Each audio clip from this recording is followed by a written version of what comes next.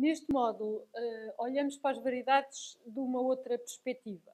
Portanto, vamos continuar a definir variedade como o gráfico de uma função de classe C1 que exprime n menos k variáveis como função das k variáveis livres e, portanto, este nosso k, neste momento, é 1 neste exemplo e é exatamente o parâmetro, portanto, isto chama-se parametrização, porque vamos escolher um parâmetro, por exemplo, pode ser uma letra t, e associamos a cada t um ponto em R2, portanto, estamos a parametrizar uma curva em R2, em que a primeira coordenada pode ser a função cosseno e a segunda coordenada a função seno de t.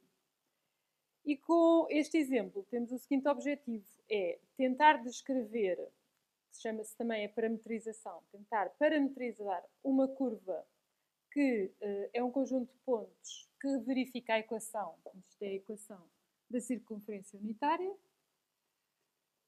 mas sabendo que a circunferência unitária não é o gráfico de uma função, vamos ter que encontrar aqui uma condição, uma restrição para isto ficar bem definido. Portanto, vamos definir ao mesmo tempo o problema de qualquer parametrização para descrever uma variedade é no tamanho do intervalo que se escolhe, ou do aberto que se escolhe para a parametrização. Portanto, vamos escolher o parâmetro t a ir de 0 até π sobre 2. E vamos ver a que é que corresponde ali na circunferência unitária. Portanto, vamos podemos desenhar um sistema de eixos cartesianos. Portanto, se pegarmos em t igual a 0, t igual a 0 corresponde ao ponto em que o cosseno de 0, portanto, é o ponto de coordenadas 1, e o seno de 0 é 0. Portanto, primeiro ponto, apenas temos que o pôr aberto, porque o 0 está excluído, certo? Começa ali, mas não é para ser desenhado ali. Depois o ponto π sobre 4. π sobre 4 há de corresponder ao cosseno de π sobre 4, que é a raiz de 2 sobre 2, e ao ponto seno de π sobre 4, que também é a raiz de 2 sobre 2. Portanto, estamos a descrever um conjunto de pontos e agora temos o ponto raiz de 2 sobre 2, raiz de 2 sobre 2. Um outro ponto que está na fronteira, mas que também não pertence ao conjunto, só para podermos unir, será o ponto de coordenadas cosseno de π sobre 2, que é 0, e seno de π sobre 2, que é 1. Isto só para termos a possibilidade de unir os pontos. Pronto, então estamos com esta parametrização a descrever o conjunto de pontos que verificam a equação da circunferência unitária e estão no primeiro quadrante. Portanto, estão com x positivo e y positivo. Portanto, uma parametrização fica bem definida se tiver várias propriedades. Pontos, primeiro, se estiver definida num aberto e, portanto, a condição está resolvida porque 0π sobre 2 é aberto de R. Segunda propriedade, que são 3 em 1. Temos que verificar várias propriedades. Portanto, temos que provar que gama é de classe C1. Ora, o que é que isto significa? Significa verificar que cada função coordenada, neste caso, uma vez que a variedade está mergulhada em R2, são funções com derivadas contínuas. Portanto, o cosseno de t verifica esta condição, seno de t verifica esta condição e podemos continuar. Depois, gama tem que ser injetiva.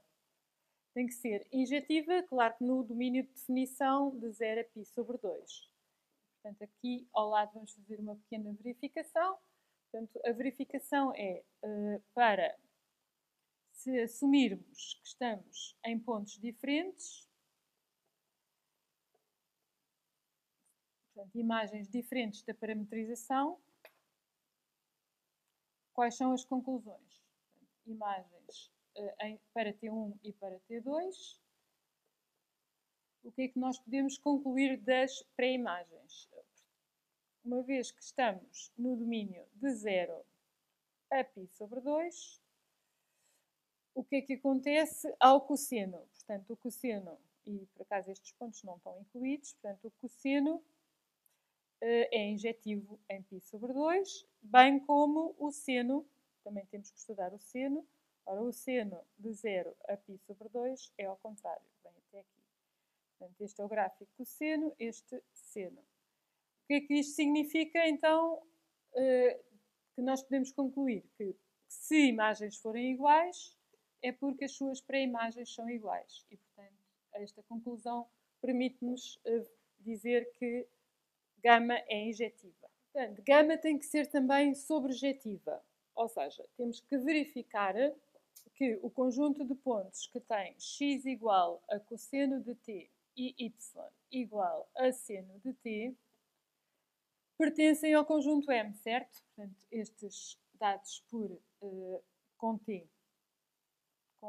no intervalo de 0 a π sobre 2 pertencem ao conjunto M, ou seja, verificam a condição de este ao quadrado mais este ao quadrado dar 1, e isto é verificado facilmente, cosseno ao quadrado mais seno ao quadrado dá 1, e tenho que verificar a condição de cosseno de t ser positivo e seno de t também ser positivo, o que acontece neste intervalo. Terceira e última propriedade, temos que verificar que a derivada da parametrização para todo o t no intervalo é injetiva. Verificação.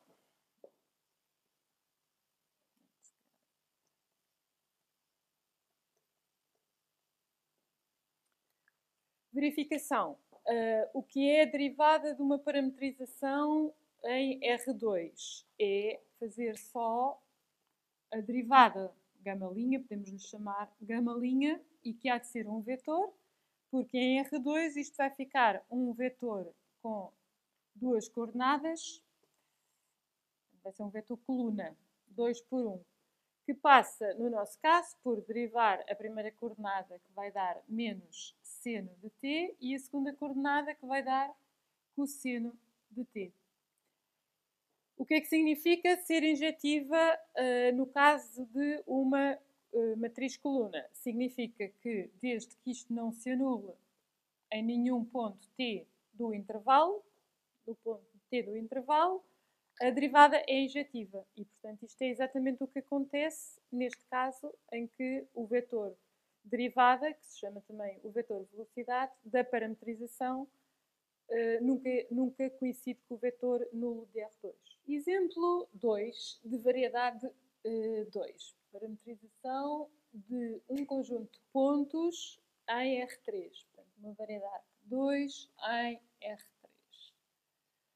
Portanto, se nos limitarmos a dizer que os pontos têm que verificar a equação da esfera, superfície esférica, esfera unitária, isto não vai funcionar como uma parametrização de uma variedade.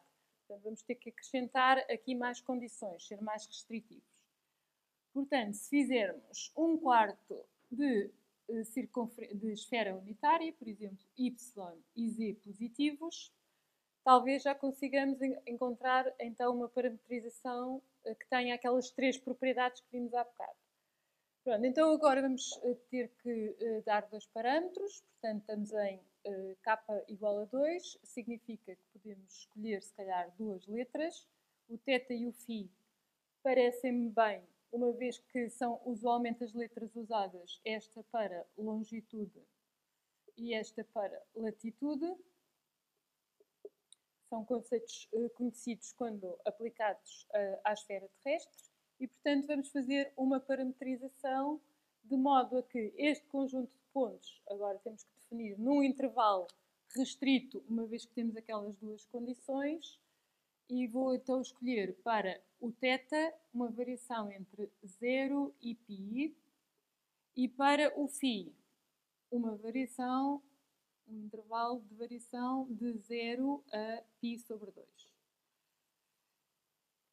E qual é que vai ser o aspecto das funções coordenadas? Qual vai ser então o aspecto da parametrização para aquele conjunto? Será o seguinte, portanto, temos o θ em que as duas primeiras funções coordenadas vão ter cosseno de θ, seno de θ, e depois temos o φ, em que vamos pôr aqui o cosseno de φ primeiro, para a coordenada x e y, e depois seno de φ para a coordenada z, para a terceira coordenada. E isto é a imagem por gama do θ φ. Temos que voltar a verificar propriedades. Portanto, a primeira propriedade é que a parametrização está definida num aberto de R2, neste caso, o que confere.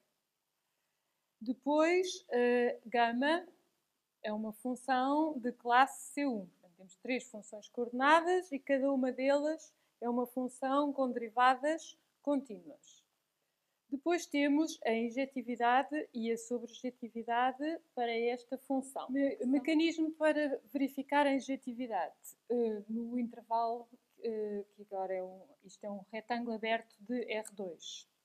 Portanto, temos que resolver o seguinte sistema de equações. Portanto, admitindo que estamos a fazer θ1 e φ1 diferente de θ2 e φ2, portanto, para imagens de θs e φs diferentes, para a injetividade temos que conseguir concluir que φ1 é igual a φ2 e que θ1 é igual a θ2. Portanto, isto trata-se de fazer um estudo das funções cossenos e senos naqueles intervalos. Por exemplo, o φ1 e φ2 pertencem ao intervalo de 0 a π sobre 2 e, portanto, o seno ser igual implica que o ângulo é o mesmo. Portanto, já da terceira equação, diremos logo que φ1 igual a φ2.